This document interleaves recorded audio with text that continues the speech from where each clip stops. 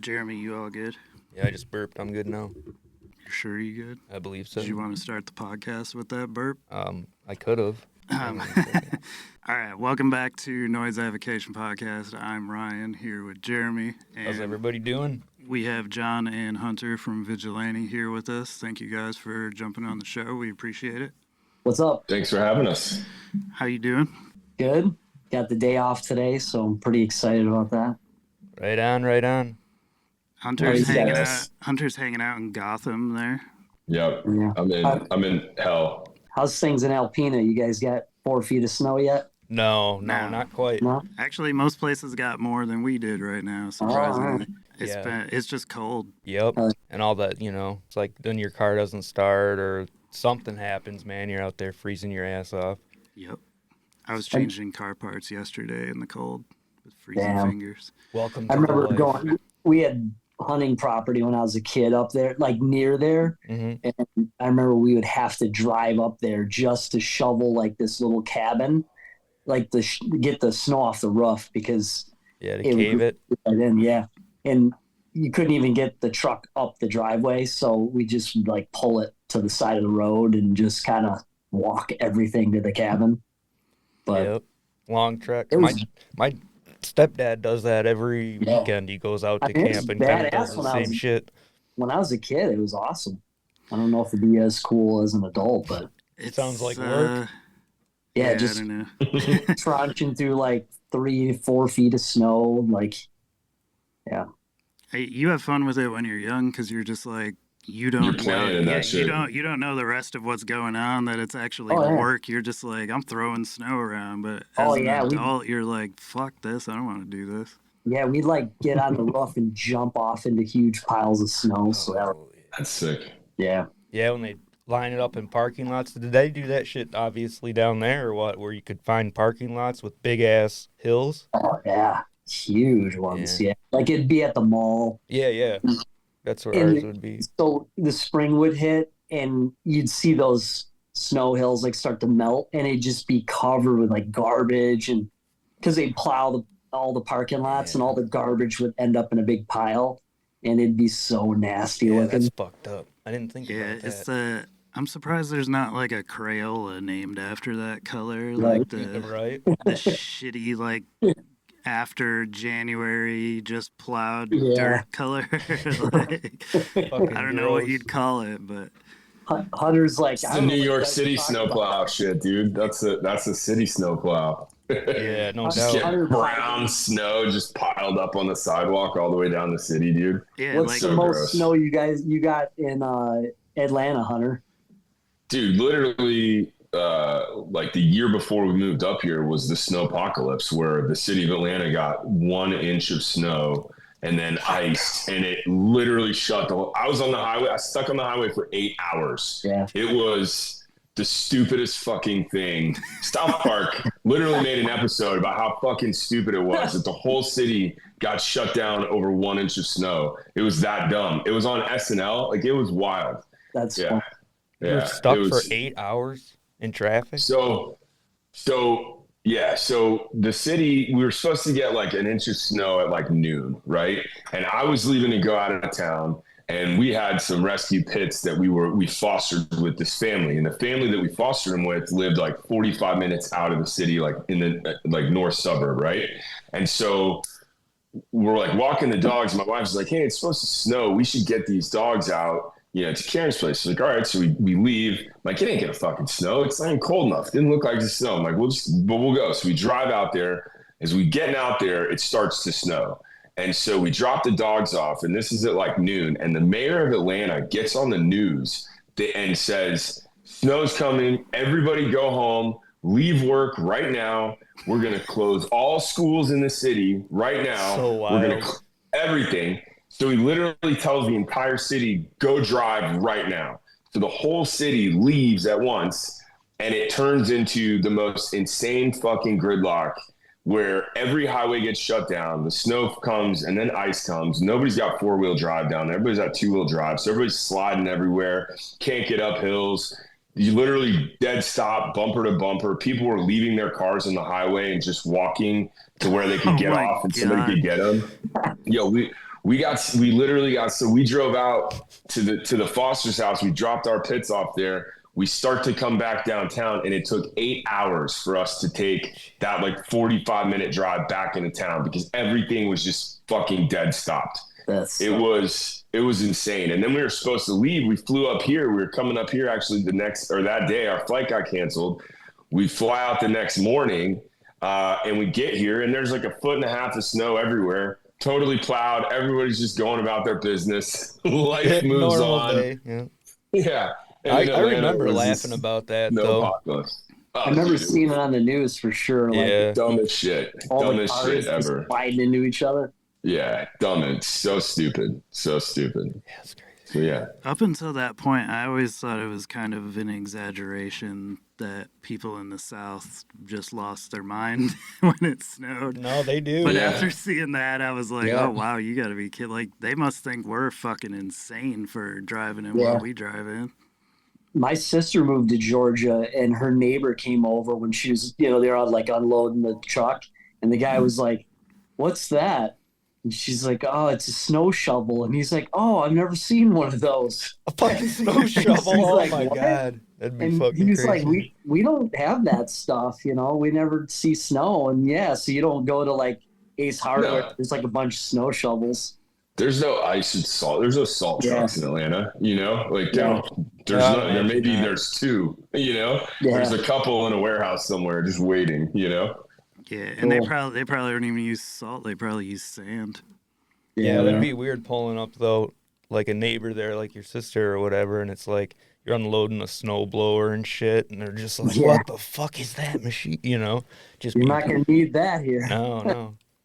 But then it snows an inch, and who's laughing? You know what I'm saying? Right. You can't even use a snow blower with an inch. That's true. No, it don't even work. That's true. You have to use I remember being on tour in like 2002 for the first time in the Northeast during the winter, and we played in Buffalo on like New Year's Eve, and then we were playing in Syracuse like on New Year's Day, or it was vice versa, one of those. And the Buffalo to Syracuse drive is like an hour and a half or something. And like it started snowing in Buffalo. We played the show. We get there. We load in. There's no snow on the ground. The time the show is done, we load out. There's like close to 1 foot of snow on the ground. And we fucking jackknifed our trailer trying to get to where we were staying. We get there. We park. We wake up the next day. We start trying to drive to Syracuse. And it is like a straight up like Western New York blizzard that's happening in front of us. And we're like in a 15-passenger van, a bunch of dudes from the South, just like white knuckling it, doing like 20 miles an hour on the highway. Trucks are plowing by us and snow's flying and they're like flipping. And we saw like 4 trucks jackknife and fly off the highway. And we ended up pulling off in like Seneca Falls, New York. And we got stuck there for like 3 days in this snowstorm. And I remember the parking lot plow pile was like 15 feet high. We went and played like King of the Hill on the fucking parking lot plow pile while we were like stuck in this blizzard. No snow clothes, no boot, no gloves, no boot, like wearing fucking totally jeans and like hoodies, Yeah, it was ridiculous. That was the first crazy snowstorm I ever was in. And that was it. I haven't been in one since then, I think, like that. Well, with all like the crazy shit going on in the world, it got me thinking about people on tour on the West. And then when you're on the East Coast, you're going through snowstorms and all this crazy shit. Totally, man. And then on the West Coast, you're going through all those fires. It's like wildfires. It's insane, fucking wild. Dude. Yeah. That's what I was saying to someone the other day. It was snowing here and cold. And then I'm like, and then you got all those fires going on in California. I'm like, it's just crazy. Like the difference in weather, like, across the state. It doesn't seem like it's that far away, really, right. Yeah, when you're looking at a map, but like mileage wise, you're like, damn, that's pretty far away. It is very far, especially when you're driving. Yeah. Oh, I couldn't imagine driving to California. That's it's a long flight, isn't it? It's like 5-6 hours just on a plane. Yeah. Yeah, I've drove to California, but we split it up in a couple days. So. Oh, you'd have Dude, driving through like Denver though, and west out in the mountains out there, it's fucking amazing. I mean, it's so dope. It's like just the countryside is insane. The mountains are beautiful. Like it's insane driving out there. Yeah, I've heard that. It's fucking awesome. So speaking of doing a little traveling, you guys have some Pennsylvania shows coming up here pretty soon. Yeah, we're just like talking this about weekend, snow isn't it? over here. The snow podcast. It's Yep. Yeah, right. That's why we Welcome say. to the That's why we weather. say we go. We let it go where it goes. We play Pittsburgh on Friday, and then Harrisburg, which is, I think it's kind of near Philly. That's on Saturday. Shit, that's badass. Yeah, Shit, this won't even. So by the time this comes out, you'll have played. So shows were sick, dude. I can Yeah. tell you. Tons of people were moshing. Everybody knew the new songs. There's a lot of snow. Pennsylvania's dope.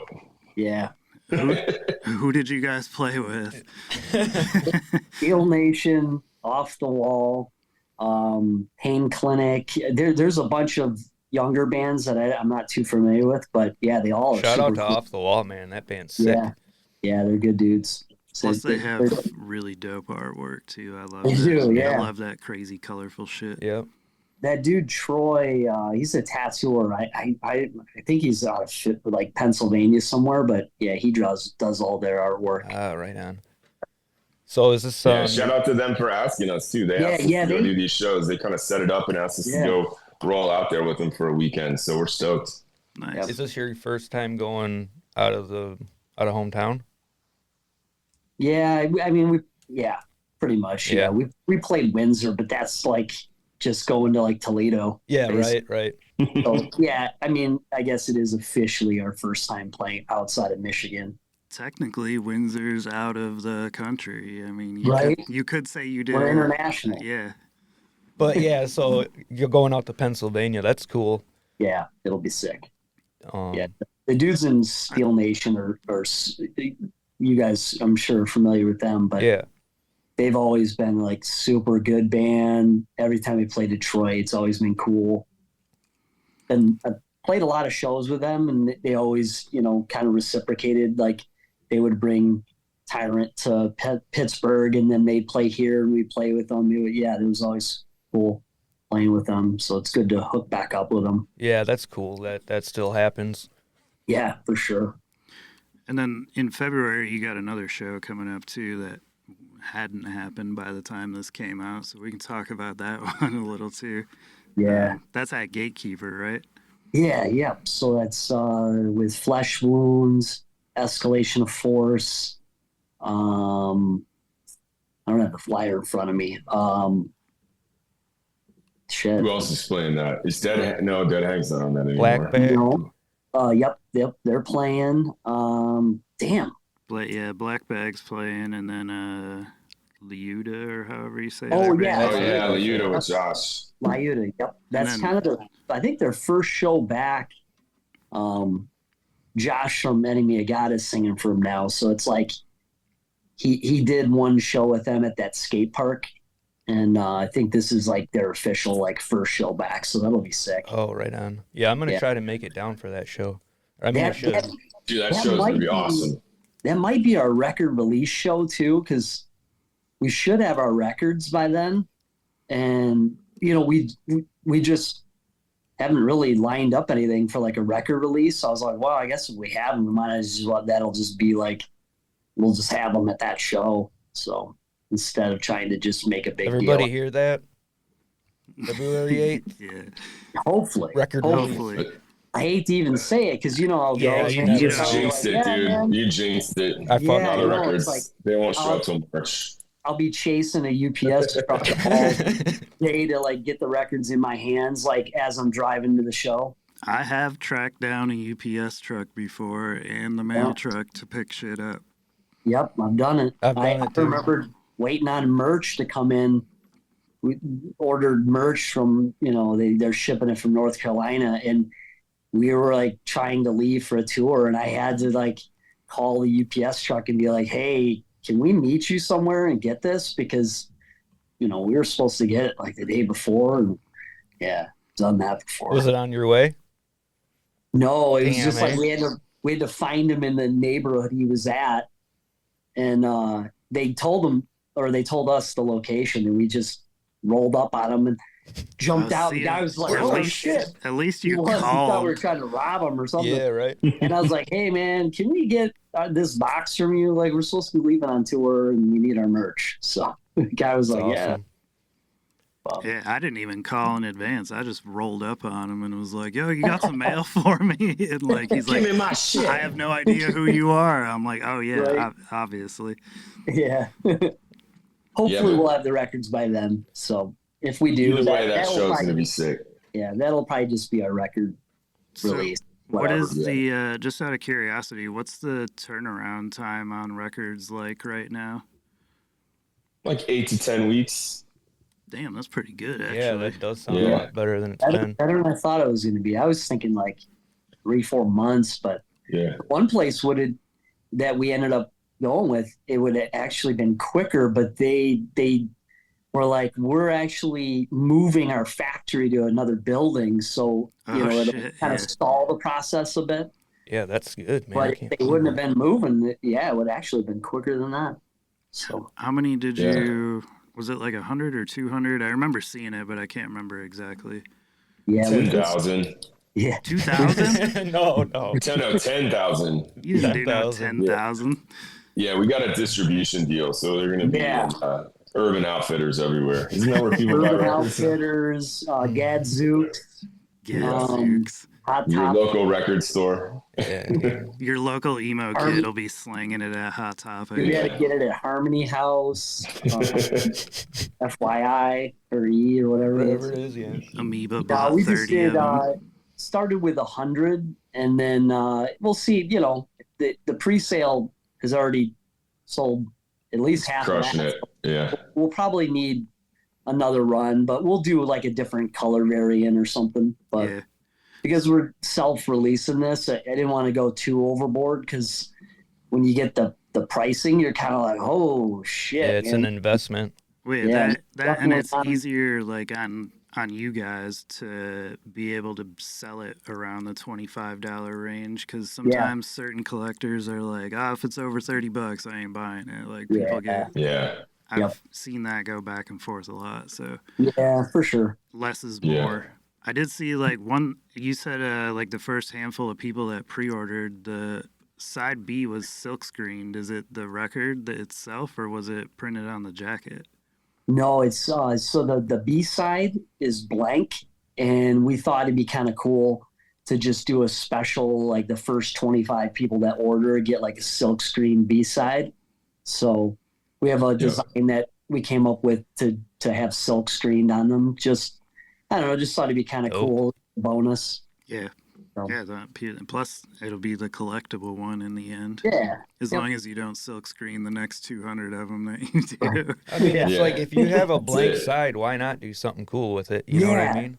Yeah, and Yeah, for sure. I think we initially were like, oh yeah, we'll just silk screen the B side, but and then you don't think, well, there's cost with that, and I for whatever reason I thought, oh, how much could it be? But then I'm like, oh, okay, that's a little more than I thought. So yeah, again, we didn't want to get too crazy, and then the costs have to go up and up, so we wanted to keep it pretty low. So Isn't it? I know, Yeah. or I've heard that that's why everybody does 12 inches, because the price of doing it on 7-inch is because you could have done, I guess, a 7-inch on both sides, right? But the price No, isn't. It's we like the wanted to same. do a 7-inch, but 13 minutes. we had too many Too much music. too much Oh, music gotcha. sides. So then I was like, oh, well, we'll do a 10-inch. And the guy was like, actually, it's cheaper to do a 12-inch than it is 10-inch. Yeah. And so, also, yeah. I will say notoriously 10 inches just do not fucking sell. Yeah, so, yeah. It's I don't know Brendan what it is with that from, size, but it's a hard sale No, for some reason. Yeah. I like them because I just think that, I don't know, it's like a collector thing. But yeah, they Yeah. don't see them very much anymore. No, not much. Brendan from Over and Over Recordings, he Over and out. Over Now, I'm sorry. There's a band called Over and Over from Chicago. Duh. I kind of asked him a few questions about, because I've never ordered records. I've always released stuff through labels and just let them deal with all of it. But Right. yeah, he was like, oh yeah, you should do this, and this is better, and this is probably going to be more cost effective. So yeah, he kind of gave me a little advice and stuff. Oh, that's we're cool. we're too punk for labels. If you're on a label, you're a sellout. Well, a lot of the labels too, even ones that were interested in working with us, I was like, what's the timeline looking like? And they would be like, we got 4 or 5 things lined up before we can even announce, and I was like, man, they're probably talking like 6 months to a year. And I'm like, man, I just want to get this out and move on. Yeah, you were like, I got new songs to get out. Yeah, right. Yeah, I can't imagine having to sit on something a fucking year, though. Yeah, I was like, ooh. Yeah. And a couple of the songs that we released, we've been playing since day one. So Right. they're songs that we've been playing the whole time in our set. And it's like, we just want to get these released and get them out and, have all of our shit out there. So we're not just playing unreleased songs over and over from day one, Yeah. Yeah, and the people that are at the shows singing along to that shit, I will thank you, because I've had that happen many of times where you see a song live and you're like, what fucking song is that? And you come to find out you can't hear it any other way, which is awesome. But then eventually you're like, damn, I wish I could play that song. Right. Yep. Definitely. Yeah. I would think 7-inch would have been cool, but John's got so many fucking riffs, dude. He's just like a riff god. I was like, dude, stop shredding so much. We need a fucking 7-inch. He's like, I can't help it. I don't know exactly what the timeline for a 7-inch is, because I know a 12-inch is 24 per side. I can't remember a 7 off the top of my head. The time, the amount. The minutes? Yeah, it's not much. It's like I think it's 5 minutes worth of music or something per side. Yeah. Unless you were to like over compress the shit out of it and really cram it down in there. I tried like hell to figure it out, like the minutes each song were, and I'm thinking like, okay, if we switch the lineup of the music, it would, it's 5 songs, so it was like. But then you're getting rid of shit that you don't want to get rid of, and it was just better to go the route that you went with it. No, definitely, you guys did it the smart way. And like I said, we're stoked on it. We're stoked on the way it came out. We think it sounds really good. It does. Far, we've gotten a good reaction to the song so far and a good response and people listening. So we're stoked to have I think the physical record is going to look sick. The layout's going to be sick. The record's going to look, so it'll just be cool to have that, that we did. And we're stoked on it. Yeah. At the time of recording this, it's only been out for 12 days. So, I mean, it's fairly fresh still. Obviously, you guys already had it done prior to the new year, but did you already anticipate like releasing it first thing in the year, or did that just kind of happen? No, I think we actually played a show last year, and I think Hunter was like, yo, we got this new record. It's going to be coming out in May. You're like, you fucking asshole. And I think even the show after that, we're like, yeah, this should be coming out end of summer. And then I was like, okay, well, it's probably now going to be more like fall, and then nope, more like winter. It's just how things go, and everything's digital. Everything from artwork to the recording process always takes way longer than you think, and mixing. I mean, it's just everything takes way longer. I definitely think this sounds quality wise like a step up from your last release, from the last EP. Thanks, man. Yeah. Thank you. I was going to say too, so the record will have this EP, and then we're putting the first EP that we released on it too, just as like a, might as well fill up a little more space. Oh yeah, that's tight. Because then you get that on vinyl too. I was gonna get the demo. I was gonna ask what's on the non-silk screen B-sides, but you answered my question. Yep. So the first 5 songs are the new EP, and then the bonus 5 songs are the last EP that we released. So you'll get both. So yeah, I guess they're both short enough. Yeah. Yep. 13. Yeah, I think it's like 9 songs total. Yep. Yeah, I've been playing "Run for Your Life" a lot. That's my go-to track at the moment. Yeah, it's a good song. That song was actually so before Vigilante, I was doing Born to Hate, and we had wrote new stuff for that band, and just the band dissolved. We didn't, we wrote new songs but never recorded them. And Matt Martin, who's in Cold as Life now, he was initially going to be playing guitar. So when we started the, Vigilante initially, he was playing second guitar, and we brought those two songs over, and he wrote that Run for Your Life. Oh, right and, on. Yeah. And so we just kind of used it as, a song bringing into the band. And then it, for whatever reason, just he wasn't able to do the band anymore. So, at the time we were like, hey man, can we still, run that song? And he's like, yeah, man, it's that's good. cool, But, man. I like it. yeah, so it's a good bouncy. song. So I give, the credit goes to him. He wrote majority of that entire song. There are a few things that we kind of mixed up and changed, when he left the band, just to make it a little more us too. But Right. yeah, Definitely. I really like Fear of Defeat. Was probably my favorite song on the record, but Yeah. overall, like throughout the whole thing, and I was talking yeah. to Jeremy about this They're before all we bangers. started. They're all great, but what I Mhm. really Thank you. loved is how like front and center you guys put the bass. Like most people, and it seems to be a little more lately where like the bass gets more front and center. But I love like Yeah. that big clangy, like heavy ass bass Oh, yeah. that rings out Hell through yeah. the record. Yep. Yeah, nobody does the Justice for All mix anymore, which is Oh good. man. And it's funny when you record, you're always being told, oh, you'll hear that more in the mix. It'll come out in the mix. And I've had that happen where I've trusted that, oh Mhm. yeah, it'll come out in the mix or the master or Yeah. whatever. Nah. Then you get it, and If you're you like, don't no, hear it I'm to begin still. with, you're not gonna Yeah, hear it It's like, later. how are you gonna put it in there, So- dude? So Weird. we were like more bass, louder bass. Andrew's, our bass player, he's like, hey man, can you have him turn the bass up more? And I'm like, absolutely, because I Yeah. love hearing the bass. So Yeah. Well, it adds a lot of groove to it, but it just Yeah. like it sets the tone for like the whole song moving throughout it. Yeah. That was my favorite thing, like standing out to me about the record. yeah, cool. Hell yeah. That's good to Sick. know, because that's kind of how what we wanted to make sure was you hear the bass, you hear the snare, vocals are there, they're in the mix, but not too overbearing. Yeah. You guys can- been it can doing be an music for a under- while. Sorry. Oh, I was just gonna say it can be an underappreciated instrument. Go ahead. But I was saying Yeah. you guys have done music for a while, so you kind of know what you want too at the same time, and have already Yep. kind of dealt with the whole, like you were just saying, I've listened to people, oh, it'll be in the mix, or just trust me in the Yeah. master, and now you're like, nah, dude, Yeah. I know what I want, Oh yeah. and I'm sure that helps. Yeah.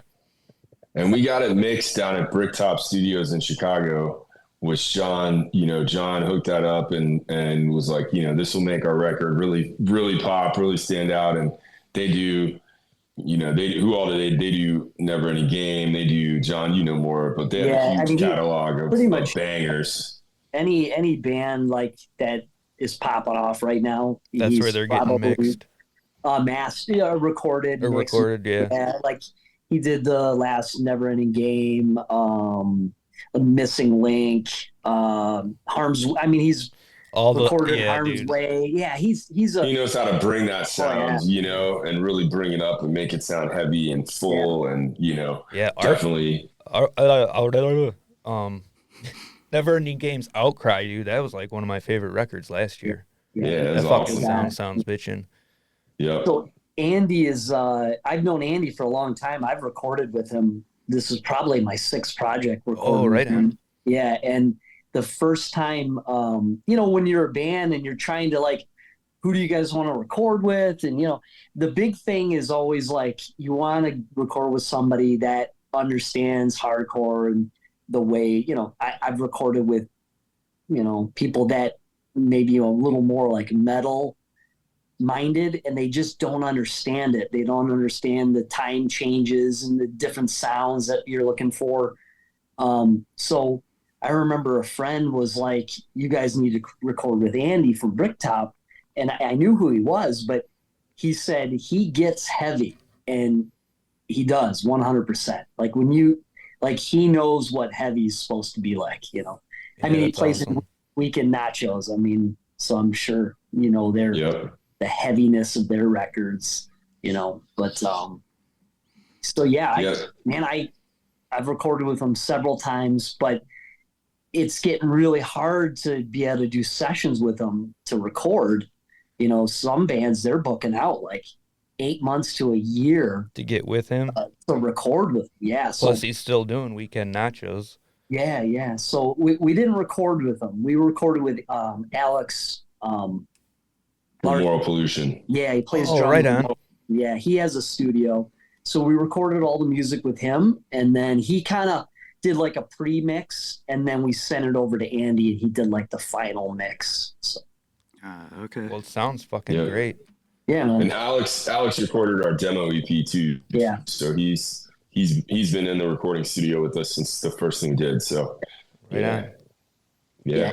Alex is another one though that he knows what you want. Like when you say you want to be heavy, he knows what that means. So Yup. Yeah, it's good. We've talked about this many of times before, but it's good to have the right producer that's not going to try to put their own signature sound, whatever that might be, on a record. Like if they don't understand that type of music, then it's okay, I feel like, as a producer to be like, I'm not the guy for this, like go to this guy or whatever. Yeah. Like all right, so just in case this didn't pan out, there was a connection issue. But John, you were talking about working with producers and having funky snares.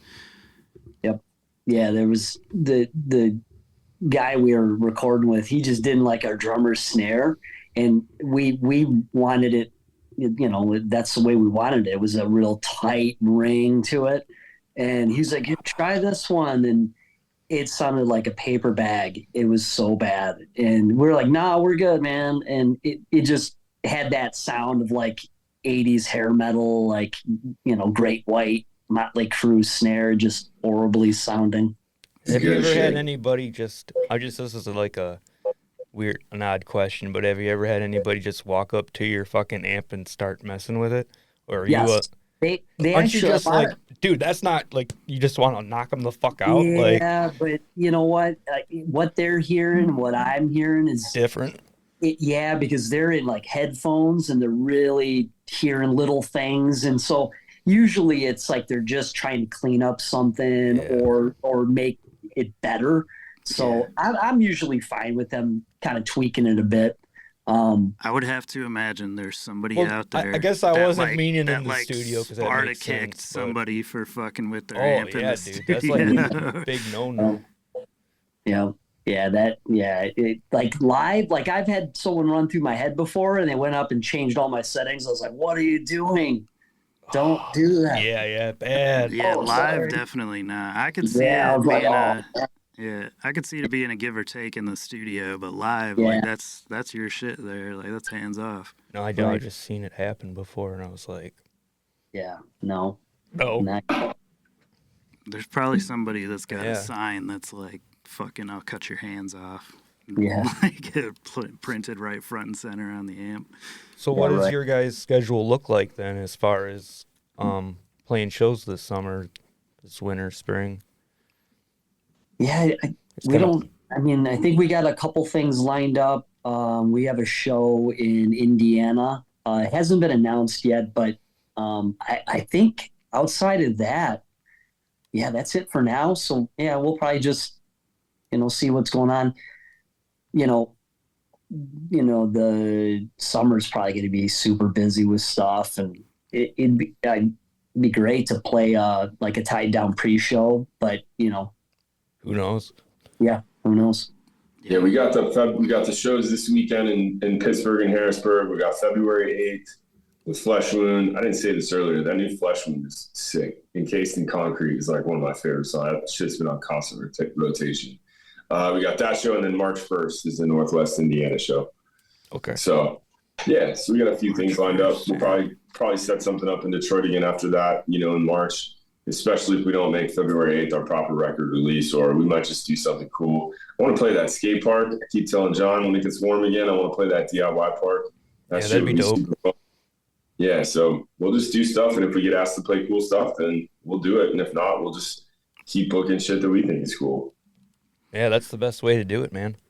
Oh, yeah. So about the record itself, I got to ask about the artwork, just out of curiosity. Who did that? I only know him by his Instagram handle. I couldn't tell you what That's how everybody else is going to know him, too. at the time, we just kind of threw up hey, anybody that does some record artwork that, we just wanted something different. It's And at fiend_UD. yeah, that's him. Yep. So, but Jeez, John, drop the ball. Yeah, so it was just kind of a bunch of Look at people you being more responded back, prepared than the band. Yeah, exactly. right? You can't just hit Instagram real quick.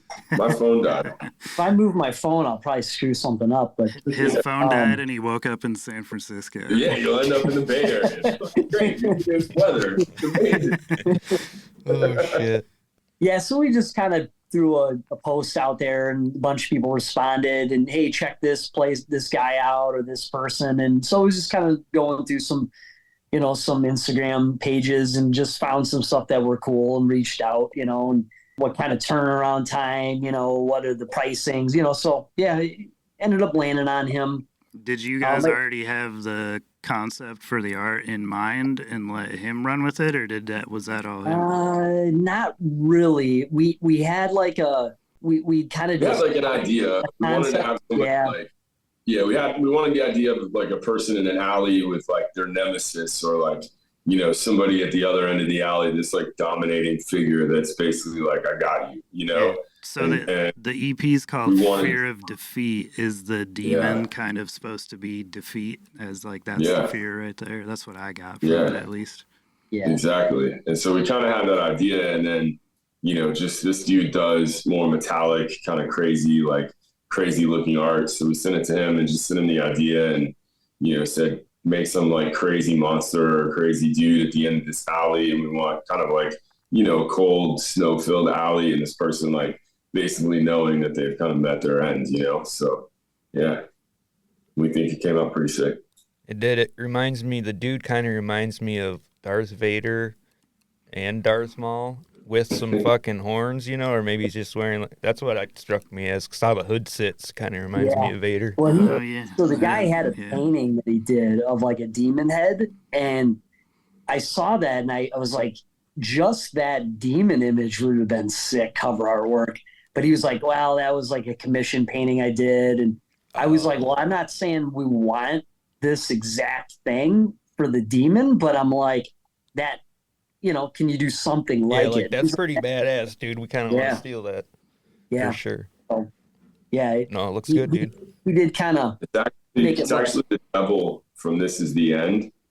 So on our next record, he's going to be standing up, So that's that one fucking show. I was like, wait a minute, that's the. We had This is the end, and you know what I'm talking about. I know what you're talking about. we had to have him modify it a few times, because the one sketch he sent over, it was the same angle and everything, but the guy was like facing the demon, bent over, and it looked like he was giving the demon like a blowjob. Somebody was like, "Yeah, cover art." Like he's giving the demon head, but I think we actually all were like, "That's badass." That should have been the exclusive for the first 25. Yeah. Get that alternate artwork. Oh, that was the print. So some of us, I think, were actually like, yeah, that'd be kind of funny. We should do that. And then, I think we were like, nah, maybe not. Yeah, like at the end of the day, you're like, yeah, I don't want to live with it forever. I don't have kids, so it don't bother me, but I can see being like a father, and your kids are like, what's that, Dad? Yeah, exactly. You're like, that's Dad's hardcore band, son. And Yeah. it's like, what the fuck? Back before you were a thought. We had to do a lot of crazy shit. Didn't know you were blowing Satan. Oh, god dang. Yeah. I'm going to leave that all in John's court. I take no responsibility for that. Oh, so how did the guest vocals come about? That's what we were trying to get at before. Oh, yeah, that's right. That's right. I'm sorry. That's how that happens. So Jeff's part, I'm going to take you way back to Tyrant, Welcome to Hell record, right? Okay.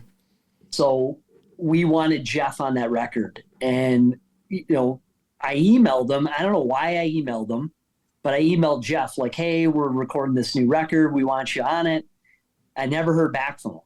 So instead of just bugging him, thinking, he probably just didn't want to do it, we talked about Beast from Hate Inc. So Beast was like, yeah, I'm down. So he came and did the vocals on it. So we had always wanted Jeff to do a part on the Tyrant record. It just never happened. And then I was telling Jeff the story. Well, it must have been like 2 years later after Welcome to Hell came out. I got an email from Jeff, and it was like, He's like, yeah, my man, I'm bad, down to just do that seen part. this. He's like, Down to do that part. Yeah, he's like, yeah, man, we're, when and where. And I'm like, oh, shit, man. That was like, I sent you that like a couple of years ago. And he's like, oh, shit, and it was just a funny story that he responded that long after. Yeah, like and, all happy and shit. No, yeah, not a couple weeks, man. A couple years. Right. So when I was telling him that story, he was like, yeah, man, I'd be down, for your new band. And of course, we'd be down for it as well.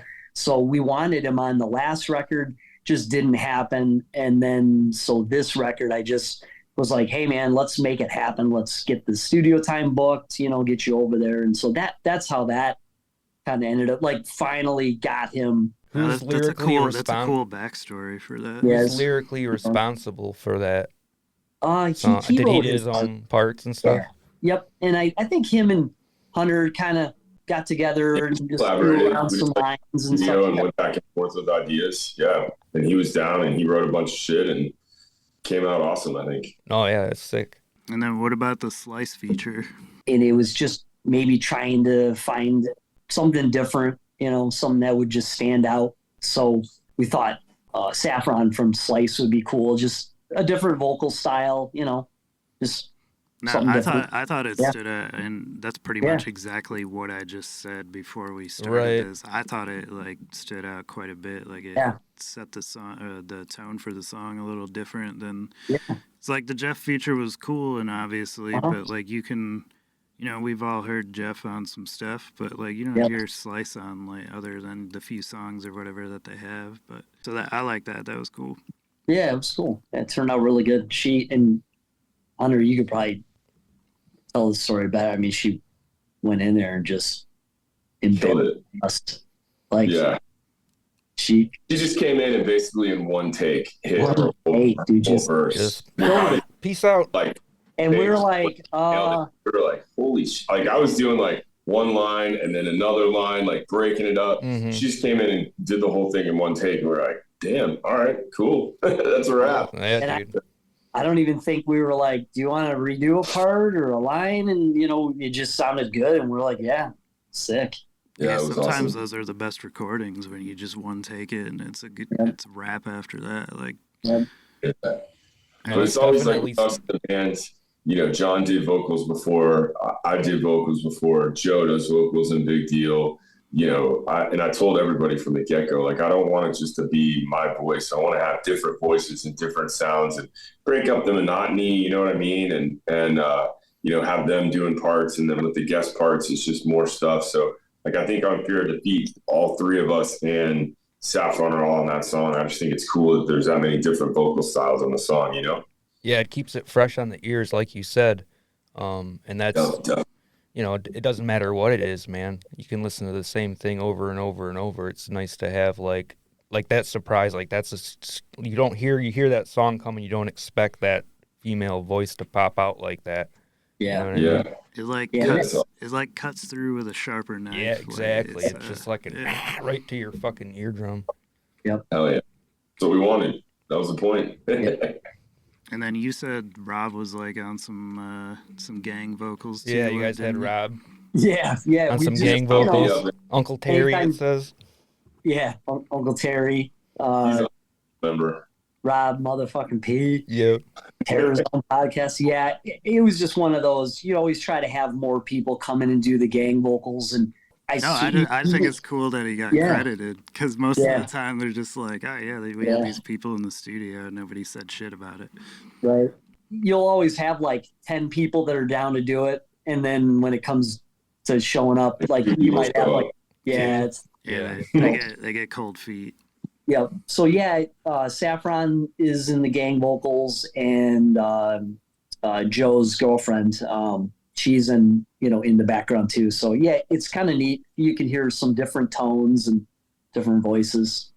Yeah, so that's what's cool about gang vocals is you can mix any voice in there that you want, so you can layer all types of shit in that. Yep. Yep. Yeah, it's Joe's girlfriend. Her name's Sydney. She plays bass and Slice too. So yeah, it was kind of cool. They were both there and kind of pitched in with the gang vocals. Oh yeah. When we were talking earlier about like the people that know what heavy is, or you know what I mean, and I like that on this EP that it's fucking heavy, and it's heavy in that it doesn't have to be a beat down fucking riff over and over. You know what I'm saying? No, there's a lot of groove to it for sure. It's definitely a groovy fucking sound. You can nod your head to a lot of it. Right, right.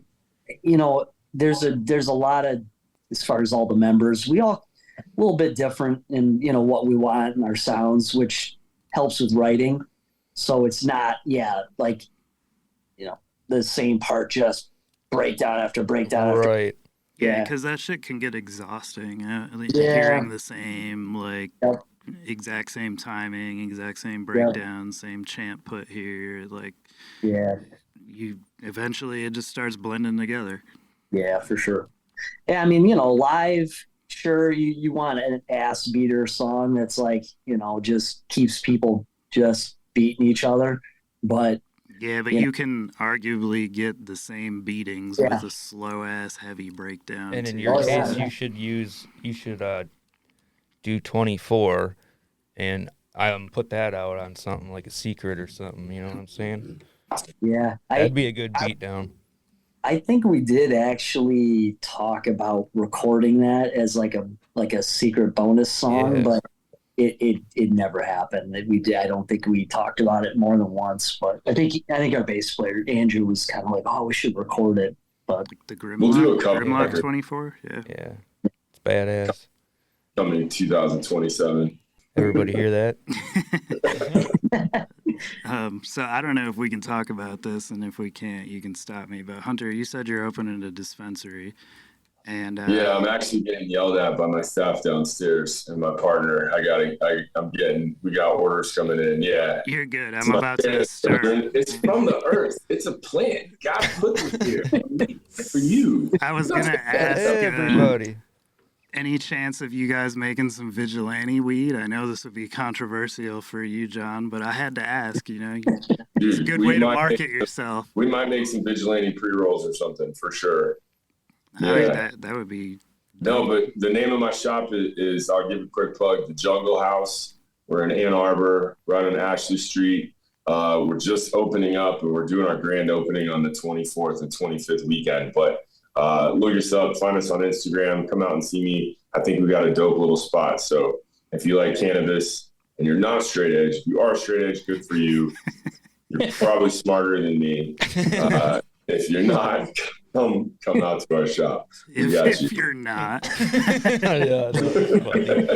Oh shit. Hunter, you should get what's that one ex-Red Wing player that has all the... Oh, Darren McCarthy. We tried. Yeah, you should have him come out and just fuck. We tried to get his strains in here because he has a cannabis line, so we tried. He looks like he has a meth line, to be honest. He's been up here, I have friends that have gotten stoned with him at the ice rink here and stuff. Yeah. He'll just be out smoking joints in the parking lot. He's a maniac. Yeah. I got one question for the both of you before we wrap things up, so I'll let you get going, Hunter. Cool. If you've listened to another episode, you've heard us ask it before, but outside of the genre of music that you guys play, what is something that you listen to that people would not expect? This is my favorite part of the questions. Obviously don't always listen to heavy music, but one thing that I like bands that are fronted by women, especially pop music. I don't know why, but Madonna, the Go-Go's, everybody knows why we like Belinda Carlisle. It's self-explanatory. Yeah. But that new Sabrina Carpenter is fucking really good. The Short and Sweet, isn't that the name of it or something like that? I can't remember the name, but it definitely knocked that Taylor Swift record down just a bit. And so that's probably, female fronted pop music too. That's a fucking good answer. The whole drive to Pittsburgh. I mean, all of it. Like not like Britney Spears stuff. But like good shit, like Whitney Houston. Yeah, anything from like the 80s, 90s. En Vogue is they got some old school shit. I'm trying to think back now. Pulling out of there, huh? I'm trying to think of the one. Oh Jesus! She was in the that all female California punk band. What? She played guitar. The Donnas? No. I don't know. She has her own solo project. Plays guitar. Sounds awesome though. You're doing a great job of hyping it up. I can't believe I just saw her. It's not the Slits, is it? Like I don't know how old you're going. So their big song was Cherry Bomb, but the Runaways. The Runaways. Damn it, Joan Jett, the guitar player from the Runaways. Joan Jett. Lita Ford. Love Joan Jett. Or Lita Ford. Dude, Lita Ford and that song that she did with Ozzy Osbourne. Yeah. Oh my God, that song was tight. Love it. But yeah, Joan Jett, I saw her a couple of years ago at the Arts Beats and Eats, and she's amazing. Just amazing guitar player, singer. I used to have a Joan Jett signature Gibson actually for a little while, and it was so light, dude. Yeah. And it was like ebony fretboard, so it still had like a pretty good sounding tone, and it was light. It's fun to play. But Jones is shit, man. What do you got, Hunter? Mine's easy. Southern rap music. We were just talking about that before this, man. UGK, Outkast, anything from Atlanta. Okay, so I love UGK, Outkast, Future, Devin the Dude, Zero. So you take Outkast over Mobb Deep? All the Memphis shit, all of it. I love all that. Oh yeah. Would you take Outkast over Mobb Deep? Gun to the head.